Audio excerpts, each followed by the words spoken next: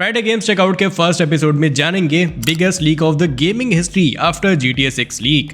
China का biggest move जिसने gaming industry को हिलाकर रख दिया है, जिससे काफी सारे गेम पब्लिशर्स और गेम स्टूडियोज भी बंद हो सकते हैं। फिर जानेंगे GTA 6 के हैकर की दुख भरी कहानी। भाई इसकी तो जिंदगी ही खराब कर दी रॉकस्टार ने। और इससे पहले कि कोई भी कॉपी लिखे yes this is inspired by Friday checkout, लेकिन गेम्स के ऊपर अभी तक किसी ने भी ऐसे वीडियोस बनाए नहीं थे, तो हमने सोचा कि क्यों ना हम ही इसे स्टार्ट करें इंडिया में। सबसे पहले बात करते हैं biggest leak of the game industry के बारे में, जो कि GTA 6 के लीक के बाद सबसे बड़ा और सबसे सीरियस लीक है। ये एक रैंसमवेयर अटैक था इंसोम्नियाक गेम्स के ऊपर, जो Spiderman, ratchet and clank and upcoming Wolverine game के डेवलपर्स हैं। रिसीडा रैंसमवेयर नाम की एक गैंग है जिसने इंसोम्नियाक पे 12 दिसंबर को रैंसमवेयर अटैक करके उनका 1.67 टेराबाइट्स ऑफ डेटा चोरी कर लिया था, जिसमें 1.3 मिलियन से ज्यादा फाइल्स थे और वो लीक हो गए। सबसे बुरी बात तो ये थी कि इस हैक में इंसोम्नियाक के एम्प्लॉयज का डेटा तो लीक हुआ ही, साथ ही में अपकमिंग वुल्वरीन गेम का प्लेएबल बिल्ड भी लीक हो गया। इतना ही नहीं, 2035 तक इंसोम्नियाक कौन से गेम्स रिलीज करने वाली है ये सब कुछ पता चल गया। अब ये कौन कौन से गेम होने वाले हैं इसके बारे में हम आगे बात करेंगे।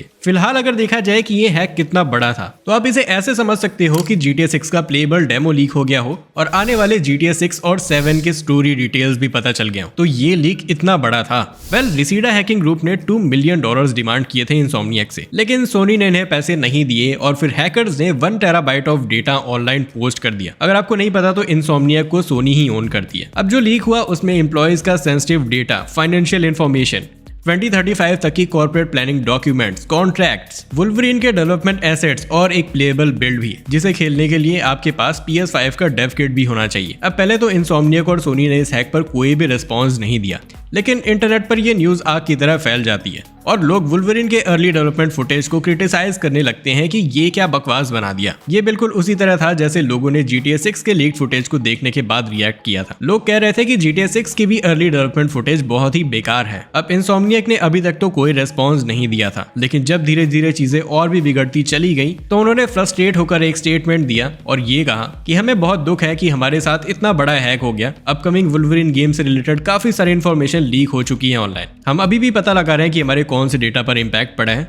लेकिन इसका मतलब ये नहीं कि वुल्वरीन गेम डिले हो जाएगी। गेम की डेवलपमेंट अभी भी ट्रैक पर है और इसे डिले नहीं किया जाएगा, और हम वुल्वरीन गेम के बारे में और भी डिटेल शेयर करेंगे जब हम रेडी होंगे। अब डेवलपर्स की रिस्पेक्ट करते हुए मैंने डिसाइड किया कि मैं आपको वुल्वरीन की लीक क्लिप यहाँ पर नहीं दिखाऊंगा, लेकिन अगर आप फिर भी इंटरेस्टेड हो तो आप सर्च कर सकते हो वुल्वरीन लीक्ड गेम प्लेज और आपको यूट्यूब, ट्विटर, रेडिट सारे ही प्लेटफॉर्म्स पर ये मिल जाएगा। बात रही कि इंसोम्नियाक के फ्यूचर प्लान्स क्या है, तो वो लीकर्स ने पूरे इंटरनेट पर सभी को बता दिया है। स्पाइडरमैन 2024 के बाद 2025 में इंसोम्नियाक का प्लान है कि वो वुल्वरीन गेम को लॉन्च करें, जिसकी फुटेज ऑलरेडी लीक हो चुकी है। फिर 2027 में आएगा स्पाइडरमैन 3, देन 2029 में आएगा एक्समैन, 2031 में आएगी एक न्यू IP का मतलब होता है इंटेलेक्चुअल प्रॉपर्टी, एंड 2031 में हमें एक नया गेम देखने मिलेगा। 2033 में आएगा एक्समैन 3 एंड देन 2035 में जो पहले न्यू IP आई थी उसका सेकंड पार्ट आएगा। इसके अलावा 2035 तक के सारे ही गेम्स के बारे में बहुत सारे डिटेल्स हमें ऑलरेडी पता चल चुके हैं। अगर आप ज्यादा डीप में जानना चाहते हो तो मुझे कमेंट्स में बताओ। चाइना में एक नया रूल इंप्लीमेंट होने वाला है, जिससे अब गेम्स के अंदर एडिक्टिव इन ऐप परचेजेस बंद कर दिए जाएंगे। ये सिर्फ इसीलिए किया जा रहा है क्योंकि पिछले कुछ सालों में वीडियो गेम कंपनीज काफी एडिक्टिव मेथड्स का यूज कर रहे हैं गेमर्स का अटेंशन ग्रैब करने के लिए, जैसे साइन अप करने पे बोनस, इन ऐप परचेजेस करने के लिए बहुत सारे पॉपअप्स,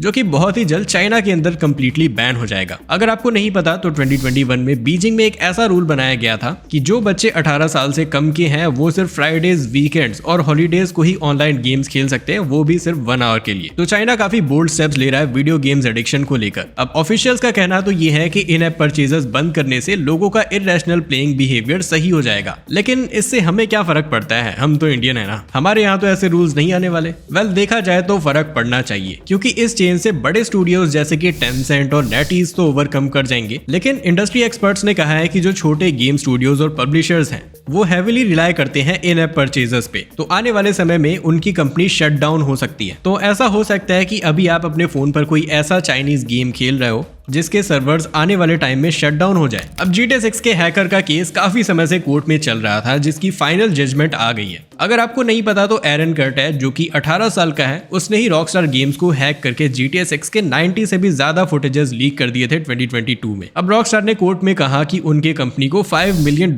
का लॉस हुआ और उनके स्टाफ का थाउजेंड्स ऑफ आवर्स टाइम भी वेस्ट हुआ। लेकिन अपोजिशन का कहना है कि अभी रॉकस्टार ने जो GTA 6 का ट्रेलर रिलीज किया है उस पे तो बहुत ही कम टाइम में 126 मिलियन व्यूज इश्यूज आ गए तो हैक से कोई भी फर्क नहीं पड़ा और एरन कर्टेज को माफ कर देना चाहिए। अब हैकर पे मेंटल हेल्थ असेसमेंट भी किया गया जिसे पता लगा कि वो बाहर निकलने के बाद भी साइबर क्राइम करना चाहता है और वो रुकने वालों में से तो नहीं है। ये सब देखते हुए जज ने फाइनल डिसीजन लिया और कहा कि एरन को लाइफ टाइम हॉस्पिटल प्रिजन में रहना होगा अनलेस डॉक्टर्स ये ना कह दे कि अब वो डेंजर नहीं है सोसाइटी के लिए। तो अब GTA 6 हैकर अपनी पूरी लाइफ एक सिक्योर हॉस्पिटल में ही बिताएगा। Well guys, Friday games checkout का फर्स्ट एपिसोड आपको कैसा लगा मुझे कमेंट्स में बताओ और अपने सजेशंस भी दो कि कैसे हम वीकली आने वाले इन वीडियोस को और बेटर कर पाए। मैं आप सभी का वेट करूंगा कमेंट सेक्शन में। देखने के लिए बहुत बहुत थैंक्स और फिर मिलते हैं नेक्स्ट फ्राइडे को।